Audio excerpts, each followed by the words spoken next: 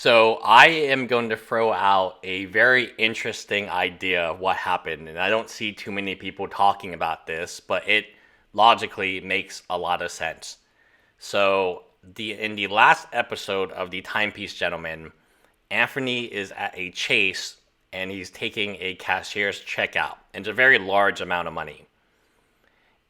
We kind of assumed that he just took the money and ran, and that's why he's upset. Obviously, the stress levels at the office when he is talking about starting his own one-man band is extremely, extremely high.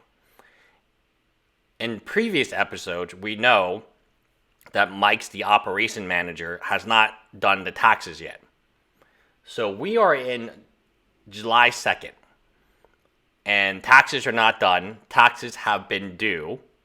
I think COVID-19 delayed taxes until maybe they filed for extension, but maybe you didn't. Maybe they didn't. It seems like their tax guy. So tax day for individuals is May 17th. And when you're part of a partnership, an LLC, you have to issue K1s.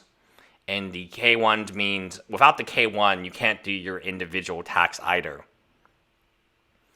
So pretty interesting what is going on, because they have a conversation, and this might be one of those scenarios where you don't want to make everything public.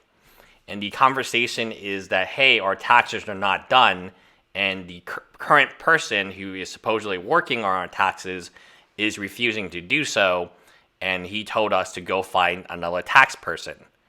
So the IRS, especially with PPP loans, especially with the gray market, and Anthony supposedly went to California to testify against some people who were using PPP loans to buy watches. Makes sense. I mean, we know there's a lot of cases where these loans were misused because they were so readily available and they're so easy to get.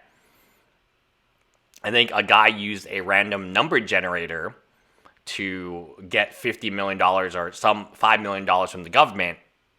And that's how he got the fake social securities. And then he used the online random name generator to get the fake names. And the government accepted it and gave him $5 million cash. We have some people running away. So there is a lot of belief. I mean, I think there's a lot of evidence that the IRS, because the IRS, the first thing they're going to do is they will visit you, they'll talk to you, and then they're going to freeze your accounts. So Anthony is in a panic. He's heading to Chase. He's getting a cashier check. We think he's running away. But the other logical scenario is maybe the IRS is going to freeze his account, and he needs to take as much money as possible, put it in a new account, and continue to operate. Maybe the IRS is freezing operations until they can figure it out. The tax situation is very concerning because they have been in business not just 1 year. They've been on YouTube for about a year, but they've been in business for 2 to 3 years. And it doesn't seem like they have anything, like Mike, the operations manager, doesn't seem to even know how to work an Excel spreadsheet. And he's painted as a guy who is sending money to customers who already are, to sellers who already got paid. And that's like an incredibly basic mistake. And he did it like twice. Like in one episode, he was trying to send money, and Anthony's like, oh, we've already paid. Check the amount. And because amounts are so unique that it's very unlikely, especially with taxes, and it just doesn't make any sense that, first of all, like their operating manager is working off an Excel spreadsheet. There's no CRM. They said that they're getting a CRM, maybe a Salesforce or something like that, but that could explain why the website is down. When the IRS comes after you, it's not a joke. And this type of business, gray market, there's a lot of cash. You can always see Anthony bring cash to people and get receiving cash. There's a lot of exchange of items. I'm going to trade my watch for your watch. If the IRS did come after them, I can almost guarantee that Mike, the operations manager, did not do a good job of tracking and keeping receipts. And you could argue the Audi, the Jeep, the their lifestyle, Nick and Sam's, and the Narset or Salt Bay, and they're traveling all the time, it looks out of the ordinary. It doesn't look like a business. Now, it can be a business, and that is how the business acts and behaves, but from the IRS standpoint, they're probably like, what is this $17,000 business meal? And then they go online and they see the episode, and they're like, oh, so it really wasn't a business meal, it was a birthday meal. And what are these watches that are going into your personal collection, coming out of your personal collection? There's very little, there's not like a line they draw in the sand. Their employees all wear watches. Chloe May, in her second day, had a watch from inventory on that was on sale on the website.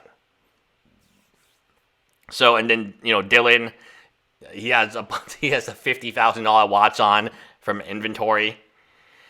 So, and he's like 20 years old, and it's just crazy that people, they should get security. So I do agree that they should get some type of security. It just doesn't make any sense, right? So when you do talk about the Timepiece gentleman, I think the most logical answer of what happened with all the facts is the IRS is coming after them. Their business model of the gray market, lots of cash deals, a lot of trading, a lot of travel, a lot of meals, it's going to trigger all types of red flags. And the fact that they don't even have a person to do their taxes right now is quite concerning. Like Mike, the operations manager, should be able to do their taxes. It's not a huge enough business where he shouldn't be able to do that. And the cashier check and everything adds up to the IRS maybe auditing them on their lifestyle. And I can go back to something that happened during the winter storm when Anthony still had his Audi. He donuted around the Target, and the security officer caught him and told him, please leave. And so it was snow, it was icy conditions, and then in the next episode, or a few episodes later, he was wondering why his insurance went up so much, or why no one would insure this car. And when they called, the insurance agent said, hey, we saw your video. Typically, it's difficult for the IRS to prove that your Narset Salt Bay isn't worth clients, right? There wasn't a client at that meeting, at that $17,000 meal. If they chose, and maybe they did, maybe they didn't, to put that as a business expense, it really isn't. And the IRS in a typical situation might have difficulty proving who's at that meal. But when everything is video recorded, the same with like the insurance company. Like without seeing that video of Anthony doing donuts in a Target parking lot when everything is frozen, I don't think the insurance company contractually or legally can say, Anthony, we don't want to give you insurance anymore. But once there's video evidence, it's almost like the Ray Rice. Ray Rice, once that video went live, there was no way he was coming back to the NFL. Greg Hardy, accused, and many people think he did the same thing, there was no video. So he got invited back to the Dallas Cowboys the next year. And that is the difference. There is difference here. Is a lot of these business expenses, like Nick and Sam's, Narset, Salt Bay, traveling, all these business expenses, buying watches, selling watches, cash transactions.